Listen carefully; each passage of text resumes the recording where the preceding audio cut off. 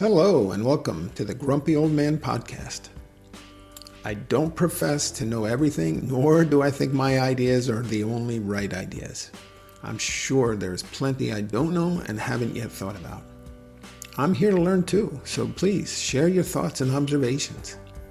This podcast is all about me sharing my thoughts, opinions, and observations, pointing out things that are hidden in plain sight, things that once considered probably seem totally obvious. I'm not a doctor or a psychologist. I'm just a grumpy old man. Well, I'm not really that old, but most people probably do consider me to be quite grumpy. There are a lot of things with the direction our world is headed that I find reasons to complain about. This is one of them. I'm Harvard Schmarvard, and this is Season 1, Episode 1. Profiting off of you.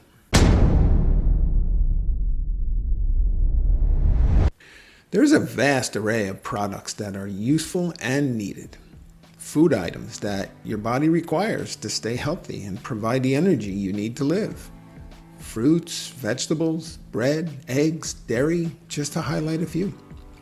Even chocolate and wine, if that's what you like. Life isn't just the basics, it must be enjoyed.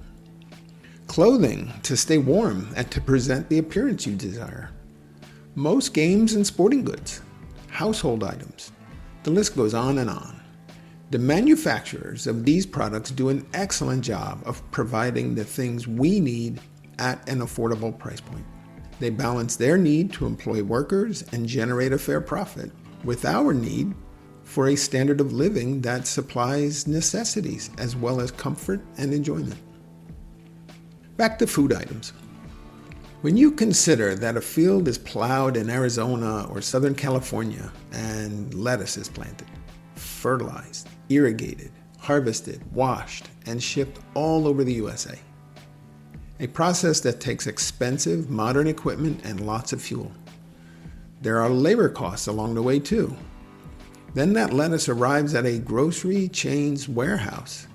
It's combined with many other similar items and again transported to your local store, where you buy it. Right now, after a recent burst of inflation, that lettuce is about $3 per pound on the East Coast, almost as far away from where it is grown as possible. I'd say those producers and distributors have done a fabulous job of balancing their needs with ours. Think about apples. Grown in Washington State, or maybe even as far away as Chile or Peru. Apple trees take years to mature before they provide a marketable harvest or any income at all to the farmers. But they still need to be pruned and sprayed every year with some pesticides and fungicides. Even organic apples need to be treated with organic variants, or else there would be no crop that wasn't rot or bug damaged. They too need to be picked, washed, packaged, and trucked across the country before they arrive where we can buy them. Apples are about $2.50 a pound. Again, pretty amazing. Clothing. Top cotton growing countries are India, the US, China, and Brazil. Many garments are made in Thailand or Vietnam. But unless you are paying a premium for a designer's label, that garment is extremely reasonably priced considering the cruises those products and raw materials have made around the globe.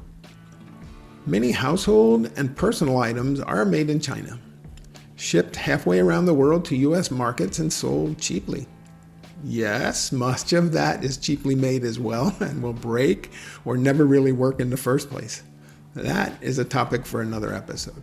What I'd like to talk about are the items that are not economically viable on their own, but are abundant in our society because you, the consumer, is footing the bill, doing the hard and expensive part, while some corporation is reaping all the profits. How about we start with bottled water?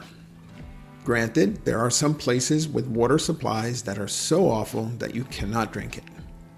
Why you would live there, I do not know, but if this is the case, then bottled water might be the only option. However, for the overwhelmingly vast majority of people in the United States, This is not the case. Every city or municipality has a health department. One of the basic functions that your government must provide with your hard-earned tax dollars is safe drinking water. Even Flint, Michigan provided free bottled water filters and test kits to its citizens when it experienced a water crisis. If you live somewhere with unsafe drinking water and your local government is telling you to buy your own bottled water, stop paying your taxes. Some cities do have water that tastes and smells of chlorine. Chlorine is added in small quantities to ensure that the water is safe and free of any harmful pathogens. Luckily, chlorine is very volatile and will evaporate quickly. Not that many years ago, there was very little bottled water, mostly in the form of 5-gallon water coolers in offices and factories. You wouldn't find much, if any, in the grocery stores. Today, look at the carts being pushed around our stores and you'll see many with cases of water. Even in areas with perfectly good, fresh, tasty drinking water. Now consider the companies selling this stuff. The majority of the $283 billion global market is dominated by just a few well-known corporations. Read the labels or do an internet search and you may be surprised at who these companies are. 43 billion bottles of water are purchased in the United States each year. My math tells me that's about 130 bottles for every man, woman, and child. Considering that lots of people understand the situation and don't buy any, it makes me wonder who the heck is wasting all this money. Now consider that water is a molecule, 2 hydrogen and 1 oxygen, H2O. Drinking water also contains minerals, which makes it taste like water. Water is actually a powerful solvent that, if it were purely just hydrogen and oxygen, it would kill you by dissolving all the minerals out of your bones and other cells. So, no matter if your water comes out of your tap or if it's shipped in a bottle from some far-off island, it's basically the exact same stuff. It also doesn't matter if your water is generic store brand or if it has a name designed to fool you into thinking it's somehow better. How smart do you feel paying $3.50 for a single bottle of water when you could have 3 or 4 of those apples we talked about earlier? I remember ads for spring water that was sourced from natural springs in Maine. Okay, it was still water, but maybe it had some minerals that were less common. I don't know. Then I remember reading a label that admitted the water came from a municipal well in Hoboken, New Jersey, or some such place. My water comes from a well in New Jersey too, but it's free. Now, lots of bottled water says it's produced by the process of reverse osmosis. That might be a fancy sounding term, but scares me big time. Basically, reverse osmosis is a water purification process that removes unwanted molecules and larger particles. So doesn't that imply that they start with something that is not pure or contains unwanted stuff that you probably shouldn't be drinking? My understanding is that in many applications of reverse osmosis, the starting source is seawater. The result is also devoid of the natural minerals that make water taste right. Reverse osmosis takes out the good and the bad indiscriminately. So, guess what they do? They add back some minerals. The ones that are cheap and easy. So, like fortified flour, they take out 100% of the good, but put back only 5 or 10%, and then they act like they made it better. Do you still want to drink from a bottle instead of filling a glass at your sink? Lastly, before I stop beating up on bottled water, consider this. You think you are buying water, right? Are any of these companies actually making water? No. The water already exists. They are just putting it in plastic bottles, wrapping 24 of them in more plastic, burning fuel to transport them to a warehouse, then a store where we finally buy them. So in essence, they are really just making garbage. But if it ended there, I wouldn't have included bottled water in this episode. Now, there is all this plastic waste. If the companies putting all this into our planet had the responsibility to collect and recycle the garbage that they make, then a bottle of water would not be economical, and we wouldn't be buying it. But they don't have to take that responsibility. They just cash the checks and walk away. You are expected to recycle all their garbage, plastic, and waste for free. Now, does that seem fair? Let's shift gears to a worse culprit, batteries. I don't mean the ones in your cell phone or tablet or Tesla. They have their own problems, but I want to discuss alkaline or lithium AA, AAA, Cs, Ds, those flat disks. I don't know about where you live, but they tell me not to throw them in the garbage. They also say not to put them in the normal recycling. They must really be bad and hazardous, right? They expect me to save these hazardous things and then either mail them somewhere or take them to a special battery recycler. Hold on a second. Am I supposed to spend my time and burn my gasoline to properly dispose of an item that probably should never have been made in the first place? An item that some mega corporation made a huge profit on, but then left me to clean up the mess?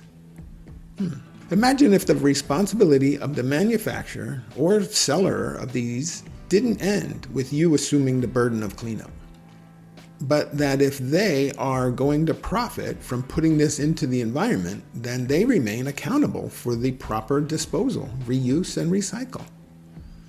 They would need to provide collection facilities in convenient locations, maybe drop boxes in stores that sell their products and that you frequent regularly. Then they would be required to pick up the waste and transport it to where it can be safely recycled. Batteries are already expensive. Imagine how high they would be if you weren't doing the expensive part for them. Think about your car battery. It's not single use. You don't have to throw it away and buy another one constantly. You get many years of life by recharging it. Your cell phone, recharging. Your laptop, recharging. Your Tesla. Why would there even still be single-use batteries? I'll tell you, so they can constantly sell you more, and more. Do you really think they care that a high percentage end up in landfills? There's an endless list of similar items that either should be replaced by a more economical or ecologically friendly alternative, or aren't feasible unless you bear a portion of the expense and burden of disposal. Simply follow the money. Everything sure seems to be secondary to the greed of selling more and relieving you of your hard-earned money. A common theme seems to be competition. Where there are lots of suppliers competing with each other, they treat you fairly. When there are only a few, not so much. Before we end today's episode, I'll quickly leave you with one more thought. Do you have a pump liquid soap dispenser in your bathroom? When you wash your hands, do you just squirt a full pump or two? Do you really think you need that much? Try a simple test. Just take a half pump and see if it's enough to get your hands clean. Wasting 2 or 3 times as much as is truly needed is a great way for manufacturers to sell 2 or 3 times as much of their stuff. Then you can decide for yourself if they actually care about the environment or just their own greedy profits. Decide for yourself if they are profiting off of you and the wastefulness that they secretly trick you into. See you next time when I rant on about the next thing that's stuck in my craw.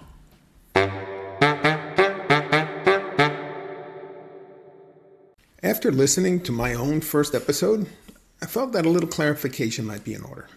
All of these things could be chalked up to don't sweat the small stuff.